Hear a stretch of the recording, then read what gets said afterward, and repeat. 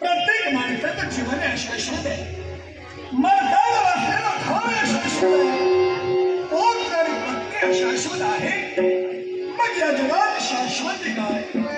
माणसाने आचरणात केलेला धर्म आणि संपादन केलेली कीर्ती त्या कीर्तीच्या उच्चतम शिखरावरती मानवाला विराजित होण्यासाठी आणि राजनीतीवर जगण्यासाठी आम्ही तर ठरलो.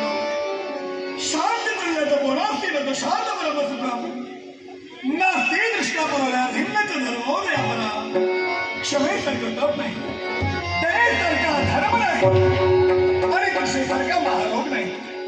या तिन्ही गोष्टीचा यथार्थाने विचार करून राजसिंहासने मी अधिष्ठित झालो. आणि मात्र मी देवतेच्या बाहेर मुखावडे बाहेर पडणारे शब्द होते.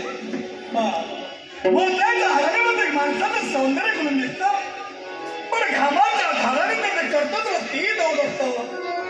ते तुझं कर्तृत्व तुला सिद्ध करायचं आहे. मात्र मी तू देवतेचे शब्द अगदी तळहातावरच्या घोडाप्रमाणे दिले.